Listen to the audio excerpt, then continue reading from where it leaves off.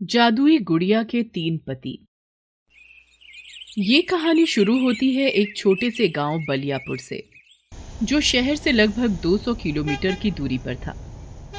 बलियापुर बहुत ही खूबसूरत होने के साथ साथ दोस्ती के लिए भी बहुत प्रसिद्ध था। दोस्ती 3 ऐसे लोगों की जिनकी जात, धर्म, कामकाज बिल्कुल ही अलग होता है। दोस्ती सोहन, विष्णु और दिनकर की। सोहन सुनार का काम करता था, पर व्यवसाय में नुकसान के बाद उसके पास कोई काम नहीं था। ओम विष्णु भूर्भुवस्सुः पंडित यानी पंडिताई तत्सवितुर्वरेण्यं का भर्गो काम किया देवस्य करता धीमहि था, पर कभी कभार पूजा पाठ के लिए गांव के लोग उसे बुला लिया करते थे, पर उससे घर नहीं चल पाता था। और दिनकर एक सेठ के लिए कपड़े सिलने का काम करता था। ओम भूर्भुवस्सुः तत्सवितुर्वरेण्यं भर्गो देवस्य धीमहि धियो यो नः प्रचोदयात्। हो गई तुम्हारी पूजा विष्णु जी? सुनार तू आ गया? मैं तुझे ही मिलने आने वाला था। कब तक तू मुझे सुनार बुलाएगा? एक तो अब तक एक काम नहीं मिला, और तेरा मुझे सुनार कहना मुझे और चुभन देता भाई। मुझे एहसास दिलाता है कि मैं नाकारा हूं। ये ले प्रसाद। भगवान सब अच्छा करेंगे सोहन। पता है मैं तुझे क्यों इस नाम से बुलाता हूं? क्योंकि मुझे तुझ पर विश्वास है, तेरे हुनर पर। एक दिन जरूर कोई तेरी अहमियत समझेगा और तू एक बहुत उम्दा सुनहार बन जाएगा।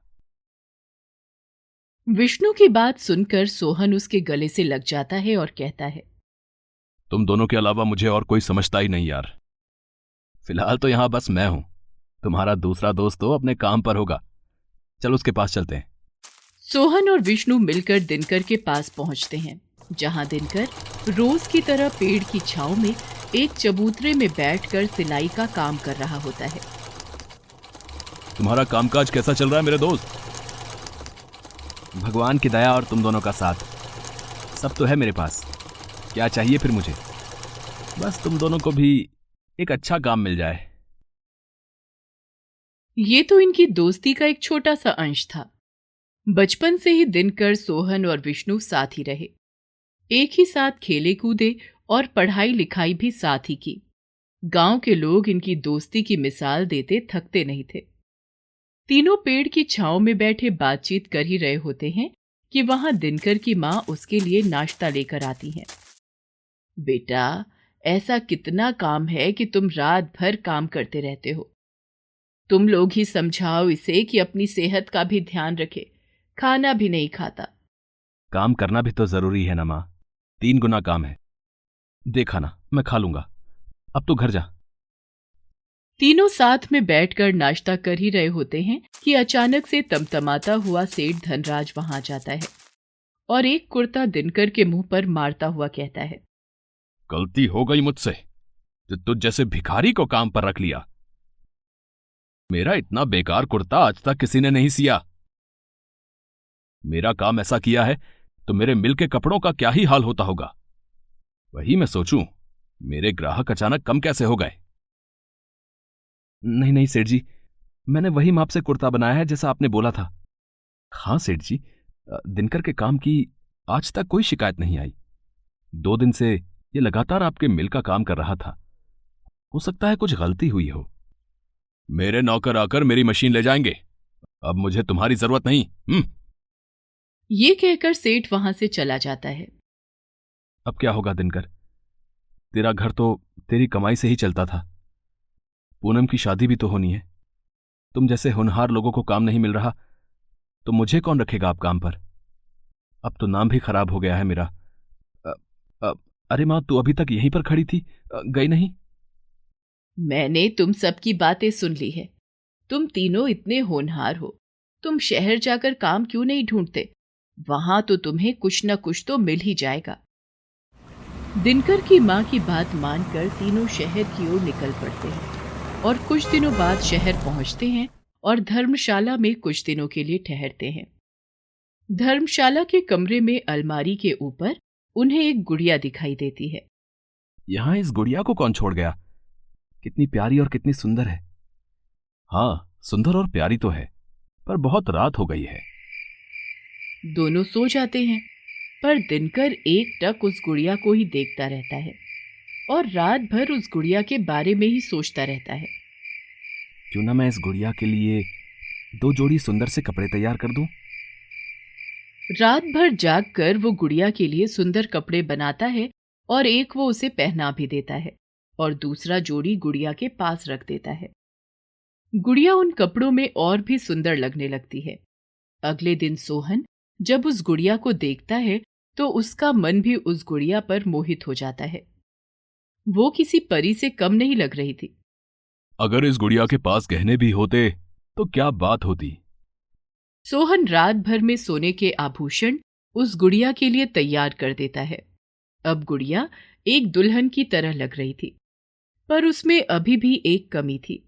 अगले दिन विष्णु गुड़िया को देखकर सोचता है, कितनी खूबसूरत है ये। अगर इसमें जान होती तो क्या बात होती। क्यों ना इसमें जान डाल दूं।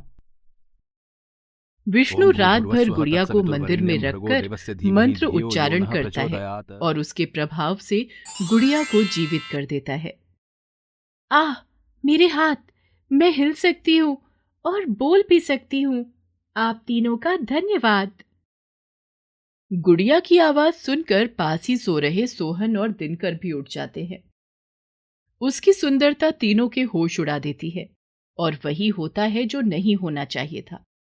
वो कहते हैं ना, धन, जोरू और जमीन झगड़े की जड़ होते हैं, और यहां भी कुछ वैसा ही हुआ। मेरे बनाए हुए कपड़ों में कितनी प्यारी लग रही है मेरी दुल्हनिया। तुम्हारे 4 पैसों के कपड़े मेरे लाखों की कारीगरी के आगे हैं ही क्या। ये मेरी दुल्हन है। अब विष्णु के मंत्र उच्चारण का ज्ञान भी अब कहां काम करने वाला था। तीनों गुड़िया को अपना बनाने की होड़ में लग जाते हैं। अच्छा, एक काम करते हैं, इसे गांव ले चलते हैं। अब सरपंच ही इसका फैसला करेंगे। तीनों उसे गांव लेकर चले जाते हैं और पिछले 3 रातों की घटना सभी के सामने बताते हैं। उसकी सुंदरता सभी को अपनी ओर खींच लेती है। ये इन भिखारियों को इतनी सुंदर पत्नी कहां से मिल गई। ये सब क्या हो रहा है यहां। शोर मत कीजिए। ये तो अब ये लड़की ही बताएगी कि इसके मन में क्या है। कहो बेटी। सरपंच तीनों लड़कों को एक कतार में खड़ा कर देते हैं और उस लड़की को अपने पसंद के लड़के को चुनने को कहते हैं। लड़की विष्णु के पास जाकर उसके पैर छूती है और कहती है, पिताजी प्रणाम। फिर वो दिनकर के पास जाकर कहती है, भाई जी सब कुशल मंगल। और फिर सोहन को देखते ही वो शर्मा कर अंदर भाग जाती है। लड़की ने तो ढूंढ लिया अपना वर, सोहन को, पर उसने विष्णु को पिता और दिनकर को भाई क्यों कहा। लड़की को यहां लेकर आओ। हम जानना चाहते हैं कि उसके मन में क्या विचार चल रहा था। सभी को प्रणाम। मैं आप सभी को बताती हूँ मैंने सोहन जी को पति के रूप में क्यों स्वीकार किया। विष्णु जी ने मुझ में जान डाली, यानी मुझे जन्म दिया, तो वो इस नाते से मेरे पिता हुए। दिनकर जी ने मुझे कपड़े दिए, यानी बहन को वस्त्र दान किया, तो वो मेरे भाई हुए। और सोहन जी ने मेरे लिए आभूषण तैयार किए और मेरा श्रृंगार किया, तो उन्होंने पति होने का धर्म निभाया, इसलिए उनको मैंने पति के रूप में स्वीकार किया। मेरा निर्णय धर्मशास्त्र के अनुसार था। लड़की की समझदारी और धर्मशास्त्र के अनुसार उसका निर्णय सही था। उसकी पसंद के अनुसार उसका विवाह सोहन से करवा दिया जाता है।